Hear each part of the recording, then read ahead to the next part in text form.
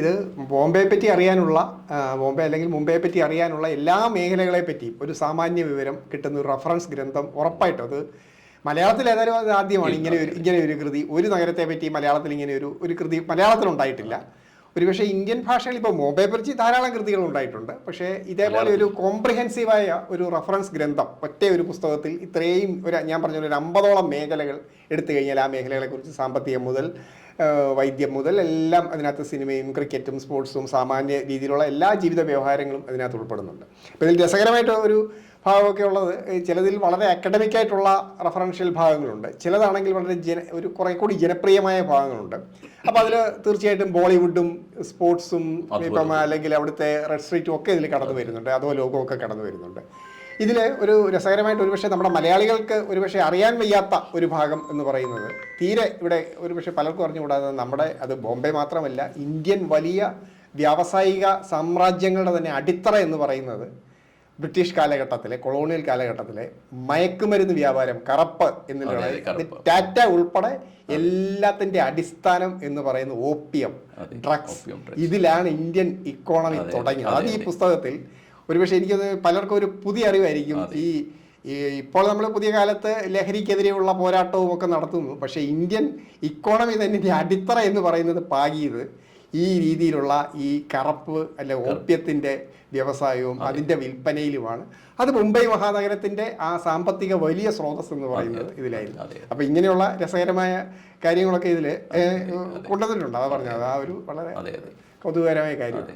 മറ്റൊന്നുള്ളത് ഇത് ഈ മുംബൈ എന്ന് ഇപ്പോൾ ഈ 21-ാം നൂറ്റാണ്ടിലാണല്ലോ ഈ പേര്, ഈ പ്രാദേശികവാദമൊക്കെ വളരെ ശിവസേനയുടെ ഒക്കെ തീവ്രമായിട്ട് നമുക്കറിയാം. പുതിയ കാലത്ത് സജി മുംബൈ പറഞ്ഞതുപോലെയുള്ള ഈ വിശ്വാസവും പലതും സംസ്കാരത്തെയും ചരിത്രത്തെയും എല്ലാം വിശ്വാസം അട്ടിമറിച്ചുകൊണ്ട് യഥാർത്ഥത്തിലുള്ള ചരിത്രത്തെയും അതിൻ്റെ പാരമ്പര്യത്തെയും എല്ലാം തകർത്തെറിഞ്ഞുകൊണ്ട് വേറൊരു രീതിയിലുള്ള ചരിത്ര ആഖ്യാനങ്ങളൊക്കെ സംഭവിക്കുകയാണ്.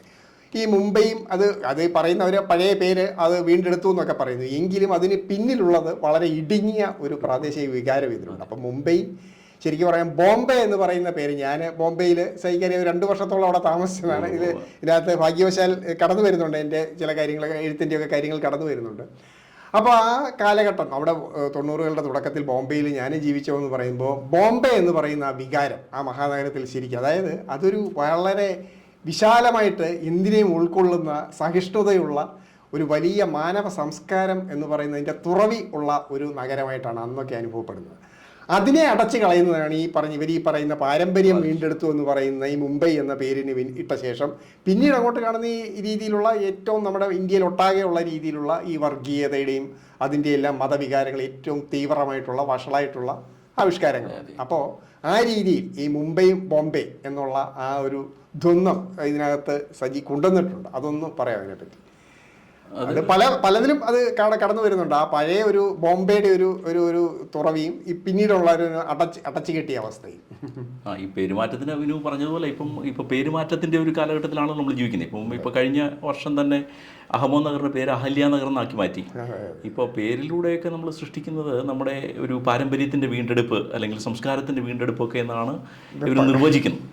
പക്ഷേ സംസ്കാരത്തിൻ്റെയും പാരമ്പര്യത്തിൻ്റെയും വീണ്ടെടുപ്പ് എന്ന് പറയും പോലെ നമ്മളിപ്പോൾ ട്രിവാൻഡ്രം നഗരം, നമ്മളിപ്പോൾ ട്രിവാൻഡ്രത്തിന് പകരം തിരുവനന്തപുരമാണ് ഉപയോഗിക്കുന്നത്. അപ്പോൾ തിരിച്ചുള്ളൊരു ചോദ്യം എന്ന് പറഞ്ഞാൽ തിരുവനന്തപുരം നഗരം അതല്ലേ നമുക്കിഷ്ടം. ഇപ്പോൾ കേരളത്തെ കേരള എന്നുള്ളതിനെ കേരളമാക്കി മാറ്റി. ഇപ്പോൾ കേരളം ഒന്ന് മാറ്റി മാറ്റുമ്പോൾ അതിനെ ഒരു പൊളിറ്റിക്കൽ മൈലേജ് ആക്കി മാറ്റാൻ ഉള്ള ഒരു ശ്രമമുണ്ട്. പക്ഷേ ഒരു സാധാരണ മലയാളിയെ സംബന്ധിച്ചിടത്തോളം നമ്മുടെ പേര് ഇപ്പം എൻ്റെ ഒരു വീക്ഷണത്തിൽ ഇപ്പോൾ കേരള എന്നായാലും കേരളം എന്നായാലും ഒരു ഈ ഇടുങ്ങിയ മനസ്സിനെ ഒന്ന് മാറ്റി വെച്ച് കഴിഞ്ഞാൽ എനിക്ക് അതിനകത്ത് വലിയ അത്ഭുതങ്ങളൊന്നും തോന്നുന്നില്ല. ഇവിടെ 1-2 എഴുത്തുകാരൊക്കെ ഇതിനു വേണ്ടി പോയി പ്രത്യേക നന്ദിയൊക്കെ പ്രകടിപ്പിക്കുന്നതായി കണ്ടു. അതെ. അപ്പോൾ കേരളം എന്ന് പറയുന്നത് ഒരു ഇടുങ്ങിയ ചിന്താഗതിയിലേക്കാണോ പോകുന്നതെന്ന് ചോദിച്ചു കഴിഞ്ഞാൽ ഇതിനെ വലിയതായി ഒരു കെട്ടുകീക്ഷിക്കേണ്ടതുണ്ടോ എന്ന് ചോദിക്കും. അപ്പോൾ നമുക്ക് ബോംബെ ആക്കി നിലനിർത്തണമെന്ന് മലയാളി ആഗ്രഹിക്കും. പക്ഷേ കേരളത്തെ കേരളം എന്നാക്കി മാറ്റണം എന്നൊക്കെ ചിന്തിക്കുന്ന ഒരുതരം ഡയലക്റ്റിക്സ് ആണ്. അതുപോലെ തന്നെ ചെന്നൈ നഗരം, മദ്രാസ് എന്ന് പറയുന്ന നഗരം ചെന്നൈ ആക്കി മാറ്റി. അപ്പം കൽക്കട്ട കൊൽക്കത്തയാക്കി മാറ്റി. അപ്പോൾ അങ്ങനെ ഈ കൊളോണിയലിസത്തിൻ്റെ എല്ലാവിധ ഓർമ്മകളും റദ്ദ് ചെയ്യുന്ന ഒന്നായി പറയുമ്പോൾ തന്നെ ഇത്തരം കോസ്മോപൊളിറ്റൻ കൾച്ചറിനെ അത് ബാധിക്കുന്നു എന്നാണ് എൻ്റെ ഒരു അനുഭവം തോന്നുന്നു. ഇപ്പം ഈ നഗരം തന്നെ സൃഷ്ടിച്ചത് ഓഫ് കോഴ്സ് പാഴ്സികളുണ്ടാകാം, പാഴ്സികളേക്കാൾ ഉപരി ബ്രിട്ടീഷ് ഒരു നഗരം, ബ്രിട്ടീഷുകാരുണ്ടാക്കിയ ഒരു നഗരം എന്ന് പറയുന്ന ആ ഒരു ചരിത്ര യാഥാർത്ഥ്യത്തെ നമുക്ക് മാറ്റാൻ പറ്റില്ല. ഇപ്പോൾ അവർ ജീവിക്കുന്ന കാലത്ത് അവർ ബോംബെ ആക്കി മാറ്റി, ഇപ്പം മുംബൈ ആക്കി മാറ്റി. മുംബൈയിലെ ഈ നേരത്തെ പറഞ്ഞ പോലെ ഒരു കോസ്മോപൊളിറ്റൻ, ഇപ്പോൾ തന്നെ ബോംബെയിലെ ജനസംഖ്യ ഇപ്പം അടുത്ത സെൻസസ് വരാൻ തുടങ്ങുന്നേ ഉള്ളൂ. ഇപ്പോഴും എനിക്ക് തോന്നുന്നു ഈ കഴിഞ്ഞ നൂറ്റാണ്ടിൽ 20-ാം നൂറ്റാണ്ടിൻ്റെ മധ്യഭാഗത്തെ സെൻസസ് പറയുന്നത് മറാഠികളായിരുന്നു, കൊങ്കൺ എന്ന് വരുന്ന മറാഠികളായിരുന്നു കൂടുതൽ. ഇപ്പോൾ അവരുടെ ഒരു വൈകാരിക പ്രശ്നം എന്ന് പറഞ്ഞു കഴിഞ്ഞാൽ ഇത് ഗുജറാത്തിലേക്ക് പോകേണ്ട ഒരു നഗരമായിരുന്നു. ഒരു ഭാഷാടിസ്ഥാനത്തിൽ സംസ്ഥാനം രൂപീകരിക്കപ്പെടുമ്പോൾ ഗുജറാത്തികൾ വളരെ ശക്തമാണ്. ഞാനിതിനെക്കുറിച്ച് വിശദമായിട്ട് എഴുതിയിട്ടുണ്ട്. അപ്പം ഇത് അന്നത്തെ കാലത്ത് വലിയ ചർച്ച ഇതിനെക്കുറിച്ച് നടന്നു. ബോംബെ എവിടെ നിൽക്കണം, ഒരു സെപ്പറേറ്റ് ഒരു കേന്ദ്രഭരണ പ്രദേശമായി നിലനിർത്തണോ അതോ മഹാരാഷ്ട്ര സംസ്ഥാനത്തോട് കൂട്ടിയോജിപ്പിക്കണോ, അങ്ങനെയുള്ള സംയുക്ത മഹാരാഷ്ട്ര പ്രക്ഷോഭമൊക്കെ വരുമ്പോഴാണ് ആളുകൾ വളരെ ശക്തമായി. അതിപ്പം ബോംബെയിൽ അന്നത്തെ ജനസംഖ്യ കൂടുതൽ മഹാരാഷ്ട്രീയൻസ് ആയിരുന്നു എന്നുള്ളതാണ്. പിന്നെ ഇതിപ്പം ഈ അടുത്ത കാലത്ത് വരുന്നതെന്ന് പറഞ്ഞാൽ 60കളോടെ ആ സോഷ്യലിസ്റ്റ് കൾച്ചർ തന്നെ മാറി. അതിന് പകരം ഇടുങ്ങിയ പ്രാദേശികവാദം വന്നു. ഇടുങ്ങിയ പ്രാദേശികവാദത്തെ അന്നത്തെ കേന്ദ്ര ഗവൺമെൻറ്റും അന്നത്തെ സംസ്ഥാന ഗവൺമെൻറ്റുകളും മാറി മാറി വന്ന എല്ലാ ഗവൺമെൻറ്റുകളും ഇതിനെ പ്രോത്സാഹിപ്പിക്കുന്നു എന്നുള്ളതാണ്. അപ്പോൾ ഇപ്പം എന്ന് പറഞ്ഞു കഴിഞ്ഞാൽ ഇപ്പം നമ്മൾ ഇപ്പം ബാൽ താക്കറെ, അത് തന്നെ ഞാൻ സൂചിപ്പിച്ചിട്ടുണ്ട്, ബാൽ താക്കറെ ഇവിടെ കോൺഗ്രസ് സപ്പോർട്ട് ചെയ്തു. നമുക്ക് തെളിച്ചങ്ങ് പറയാനുള്ള കാര്യങ്ങൾ.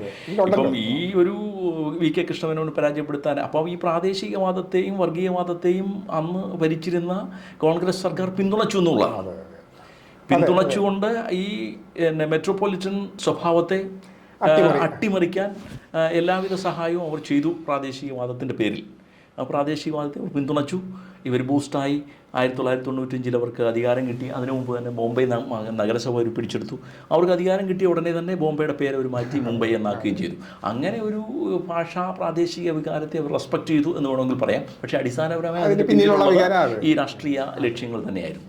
മറ്റൊന്നുള്ളത്, ഈ കൃതിയിൽ ഈ മലയാളികളും ഇതിപ്പം ഇവിടെ നമ്മുടെ ഒരു മലയാളി പെർസ്പെക്റ്റീവിൽ ആണല്ലോ ചിന്തിക്കേണ്ടത്. സജീദ് എഴുതുന്ന ഒരു മലയാളി എന്ന രീതിയിലാണ് ഇത് എഴുതിയിരിക്കുന്നത്. അപ്പോൾ ആ നിലയിൽ ഒരു വലിയ മലയാളികളും ബോംബെയുമായിട്ടുള്ള ആ വലിയൊരു കൊടുക്കൽ വാങ്ങൽ, അതിൻ്റെ വലിയൊരു ഭാഗത്തിൽ അത് ഒരു പ്രത്യേക ഭാഗമായിട്ട് തന്നെ അതിൽ വരുന്നുണ്ട്. അപ്പോൾ അത് ആ ഒരു രസകരമായിട്ട് അത് എല്ലാ മലയാളികളും അവിടെ കലാ സാംസ്കാരിക മേഖലകളിലെല്ലാം ഇടപെട്ടിട്ടുള്ള ഒരു കുറച്ചെങ്കിലും അവിടെ താമസിക്കുകയും ഒക്കെ ചെയ്തിട്ട് അതിനുശേഷം പിൽക്കാലത്ത് മലയാള സാഹിത്യത്തിൽ അവരുടെ കൃതികൾ ഈ ബോംബെ എങ്ങനെ അടയാളപ്പെട്ടു എന്നൊക്കെ പറഞ്ഞിട്ടുള്ള വളരെ കൗതുകകരമായിട്ടുള്ള വർത്തമാനങ്ങൾ ഇതിലുണ്ട്.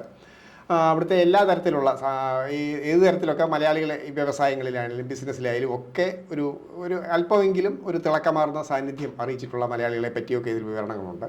അപ്പോൾ ആ നിലയ്ക്ക് എനിക്ക് തോന്നുന്നു ഇത് ഈ പുസ്തകം ബോംബെ എന്ന് പറയുന്ന അല്ലെങ്കിൽ മുംബൈ എന്ന് പറയുന്ന മഹാനഗരത്തിൻ്റെ ആ ഒരു വലിയ ചരിത്രം, അത് മൊത്തം അല്ലെങ്കിൽ ചരിത്രവും അതിൻ്റെ വർത്തമാനവും എല്ലാം അനാവരണം ചെയ്യുന്നതിനൊപ്പം ഈ ഒരു പ്രത്യേക മലയാളി കണ്ണോടുകൂടി മലയാളികളെ മുംബൈയിൽ എങ്ങനെ പ്ലേസ് ചെയ്തിരിക്കുന്നു എന്നുള്ളതും.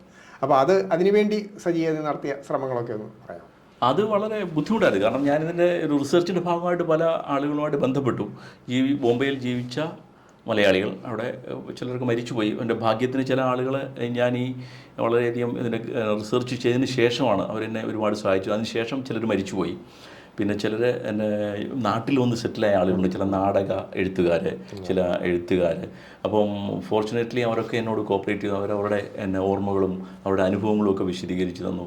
അങ്ങനെ എനിക്ക് കുറേ കാര്യങ്ങൾ ഈ ഇൻ പേഴ്സൺ ഡിസ്കഷനിലൂടെ ബോംബെയുടെ ആ കാലഘട്ടത്തെ ഞാൻ പിടിച്ചെടുക്കാൻ ശ്രമിച്ചിട്ടുണ്ട്. ഇപ്പോൾ ആധികാരികമായ രചനകളൊന്നും ഇല്ല എന്നുള്ളതാണ്. ചില ഓർമ്മക്കുറിപ്പുകൾ പലരും എഴുതിയിട്ടുണ്ട്, ചില പുസ്തകങ്ങളും എഴുതിയിട്ടുണ്ട്. സ്വയം ആത്മകഥാപരമായ പുസ്തകങ്ങൾ മലയാളികൾ എഴുതിയിട്ടുണ്ട്, ഓർമ്മക്കുറിപ്പുകൾ എഴുതിയിട്ടുണ്ട്. അതിലുപരിയായിട്ട് അപ്പം ഓർമ്മക്കുറിപ്പുകളെ നമ്മളൊരു ചരിത്രത്തിൽ അങ്ങനെ ആശ്രയിക്കാൻ പറ്റില്ല. ഒരു ഓതൻറ്റിക് ആയിട്ടുള്ള ഒരു എവിഡൻസോട് കൂടി ഒരു ഹിസ്റ്ററി എഴുതുമ്പോൾ അപ്പോൾ അതിന് ഓതൻറ്റിക് ആയിട്ടുള്ള ഡോക്യുമെൻറ്റ്സ് നമുക്ക് ആവശ്യമാണ്. അപ്പോൾ അങ്ങനെ ഒരു ഡോക്യുമെൻ്റ് തിരഞ്ഞു പോകുമ്പോൾ വളരെ ശുഷ്കമാണ് ഈ മേഖല. രേഖപ്പെടുത്തിയിട്ടില്ല മലയാളികളുടെ ചലനങ്ങൾ. നാടകരംഗത്ത് ഇപ്പോൾ ആദ്യമായിട്ട് ഈ സാഹിത്യത്തിൽ നാടകമാണ് 1936 ബോംബെയിൽ നാടകം ആദ്യമായി അരങ്ങേറി. മലയാളികൾ തന്നെ. ഇപ്പോൾ ലാൽബാഗ് എന്ന് പറയുന്ന സ്ഥലത്തുള്ള ടെക്സ്റ്റൈൽ തൊഴിലാളികൾ, മലയാളികളായിട്ടുള്ള ടെക്സ്റ്റൈൽ തൊഴിലാളികൾ, കമ്മ്യൂണിസ്റ്റ് അനുഭാവികളായിട്ടുള്ള കമ്മ്യൂണിസ്റ്റുകാരായിട്ടുള്ള ആളുകൾ, അവിടെ തൊഴിലാളികളാണ് ബോംബെയിൽ ആദ്യം നാടകം അവതരിപ്പിക്കുന്നത്. അതിന് ശേഷമാണ് 40കളിൽ എസ് കെ പൊറ്റക്കാടൊക്കെ വരികയും പിന്നെയാണ് സാഹിത്യത്തിലേക്ക് പോകുന്നത്. അതെ. അപ്പോൾ അങ്ങനെയാണ് മുടിവിടം ബോംബെയുടെ കലാപം എസ് കെയുടെ എസ് കെ കുറേ നാൾ താമസിക്കുകയും എസ് കെ സാഹിത്യ രംഗത്ത് വലിയ ഉണർവ് വരുത്തുകയും ചെയ്തു. അപ്പം വളരെയധികം മലയാള സാഹിത്യം, ബോംബെയിലെ മലയാള സാഹിത്യം എസ് കെയോട് കടപ്പെട്ടിരിക്കുന്നു. പിന്നെ എസ് കെയുടെ വർക്കുകളിൽ തന്നെ ബോംബെ വളരെ ഇൻസ്പിറേഷൻ ആയിരുന്നു. അപ്പോൾ ഇത് പിന്നെ ആളുകളിൽ നിന്നുള്ള പേഴ്സൺ ടു പേഴ്സൺ ഡിസ്കഷനിലൂടെയാണ് കുറേയേറെ എനിക്ക് ഇതിനെക്കുറിച്ചുള്ള അറിവുകൾ ഞാൻ അത് ഉപയോഗിച്ചാണ് ഞാനിങ്ങനെ എഴുതിയത്. അല്ലാതെ അതിന് രേഖകളില്ല സത്യത്തിൽ. അതിൻ്റെ രേഖകൾ, അതിൻ്റെ റെഫറൻസ് നോക്കിയാൽ അറിയാം, അത്തരം രേഖകളൊന്നുമില്ല. അത് ഞാൻ ആളുകളോട്, പല ആളുകളോടും ചോദിച്ച് മനസ്സിലാക്കി പഠിച്ച് ഇങ്ങനെ ആ ദീർഘദൂരം ആളുകളോട് ടെലിഫോണിലും പോയിട്ട് നേരിട്ട് കണ്ടുമൊക്കെ ഡിസ്കസ് ചെയ്താണ് മലയാളിയുടെ ഒരു ചരിത്രം ഞാൻ രേഖപ്പെടുത്താൻ ശ്രമിച്ചിരുന്നത്. ഇവിടെ തന്നെ ഇപ്പോൾ മൊബൈലിലെ ചില എഴുത്തുകാർ, ഇപ്പോൾ ബാലകൃഷ്ണൻ എന്ന എഴുത്തുകാരനൊന്നും ഇവിടെ ഇപ്പോഴും മലയാള സാഹിത്യ ഭൂമിയിൽ, ഇവിടുത്തെ മുഖ്യധാരയിൽ ഇപ്പോഴും വേണ്ട രീതിയിൽ അംഗീകരിക്കപ്പെടുകയൊന്നും ചെയ്തിട്ടില്ല. അപ്പോൾ അത് ഇതിനകത്ത് ഈ കൃതിയിൽ ബാലകൃഷ്ണനൊക്കെ വളരെ ശക്തമായിട്ട് കടന്നു വരുന്നുണ്ട്. അപ്പോൾ ഞാൻ പറയാം, ആ രീതിയിൽ ഒരു മലയാള സാഹിത്യത്തിനുമൊക്കെ അതിനും കൂടിയുള്ള ഒരു സാഹിത്യ ചരിത്രത്തിൽ കൂടിയുള്ളൊരു കൈവഴി കൂടിയാണിത് ഈ സജി അവതരിപ്പിക്കുന്ന ബോംബെയിലെ മലയാള എഴുത്തുകാരും. അതേപോലെ അവിടുത്തെ പല ബിസിനസ്സുകാർ വരെയൊക്കെ അതൊക്കെ നേരിട്ട് ചെന്ന് കണ്ടായിരിക്കുമല്ലോ. പല ബിസിനസ്സുകാരെയും ഒക്കെ ഈ കൊറിയർ സർവീസ് പ്രൊഫഷണൽ അത് ബോംബെ നിവാസിയാണ്. അദ്ദേഹത്തോട് ഞാൻ സംസാരിച്ചില്ല. അദ്ദേഹത്തോട് സംസാരിച്ചിട്ട് അദ്ദേഹം ഒന്നും പറയാൻ വിട്ട് പറയാൻ അല്ല, ഇവിടെ നിന്ന് ആർക്കും പറഞ്ഞുകൂടാത്തതാണ്. അവിടെയാണ് ഈ ഒരു മലയാളി, മുംബൈ മലയാളിയാണ് തുടങ്ങിയതെന്നും. ഇവിടെ എല്ലാം നമ്മുടെ ദൈനംദിന ജീവിതത്തിൽ ഏറ്റവും ഇടപെടുന്ന ഒരു കൊറിയർ സർവീസാണ്. അതേപോലെ പിന്നെ പലതും, പിന്നെ ഗുഡ് നൈറ്റ് മോഹൻ, അദ്ദേഹത്തെ കണ്ടിരുന്നില്ല. പേഴ്സണലി ഞാൻ ഗുഡ് നൈറ്റ് മോഹനെ കണ്ടില്ല. പക്ഷെ വിവരങ്ങൾ കാരണം അദ്ദേഹത്തിന് ആത്മകഥ അത് ഞാൻ റെഫർ ചെയ്തിട്ടുണ്ട്. അദ്ദേഹത്തിന്റെ ആത്മകഥയിൽ നിന്നാണ് ബേസിക്കലി. പിന്നെ നമ്മളെ ബോംബെയിലെ ഉജാല രാമേന്ദ്രൻ, അദ്ദേഹവും വളരെ താഴ്ന്ന ലെവലിൽ നിന്ന് നേരിട്ട് ഞാൻ കണ്ടിട്ടുണ്ട്. പക്ഷെ ഈ ആവശ്യത്തിന് വേണ്ടി സംസാരിച്ചില്ല. ഇപ്പൊ നമുക്ക് റിസോഴ്സസ് ഉണ്ടെങ്കിൽ പിന്നെ അങ്ങനെ ആവശ്യമില്ല. ഓതന്റിക്കായ വിവരങ്ങൾ നമ്മുടെ മുമ്പിൽ, അവരുടെ തന്നെ ബയോഗ്രഫികളോ അങ്ങനെയൊക്കെ ഉണ്ടെങ്കിൽ. എന്തായിരുന്നാലും മുംബൈ എന്ന് പറഞ്ഞ ഒരു മഹാനഗരം, അത് ശരിക്കും പറയാം, അത് സജി അത് എഴുതുമ്പോൾ ഞാൻ മുമ്പേ പറഞ്ഞ പോലെ ഞാൻ അനുഭവിച്ചിട്ടുള്ള ഒരു ബോംബെ ഉണ്ട്, കുറച്ച് കാലത്തേക്കാണെങ്കിലും. അപ്പോൾ ആ ഒരു വലിയ വികാരം, ഒരു ഫീലിംഗ് ഒക്കെ ഇത് നമുക്ക് തരുന്നുണ്ട്. ബോംബെ എന്ന് പറയുന്ന ആ മഹാനഗരം പണ്ട് എല്ലാവരും ആശ്ലേഷിച്ചിരുന്ന, ആരെയും കൈനീട്ടി സ്വീകരിച്ചിരുന്ന, പ്രത്യേകിച്ച് മലയാളികൾക്ക് ഏറ്റവും വലിയ ഒരു അഭയമായിരുന്ന ബോംബെ. അപ്പോൾ ആ രീതിയിൽ ആ ഒരു മഹാനഗരം നമ്മുടെ മുമ്പിൽ ഇത്രയേ 600ഓളം പേജുകളിൽ അതിനെ ആവിഷ്കരിക്കുന്നു. അത് സജി തീർച്ചയായിട്ടും നമ്മുടെ മലയാളി സമൂഹത്തോട് അല്ലെങ്കിൽ മലയാള സംസ്കാരത്തോട് ഒക്കെ ചെയ്തിരിക്കുന്ന വലിയ ഒരു ദൗത്യമാണ്, നിയോഗമാണ്. അപ്പോൾ ഇത്രയും നേരം നമ്മൾ ഒരുമിച്ച് ഈ ഒരു സംഭാഷണം നടത്താൻ കഴിഞ്ഞതിൽ വളരെ സന്തോഷം. Thank you so much.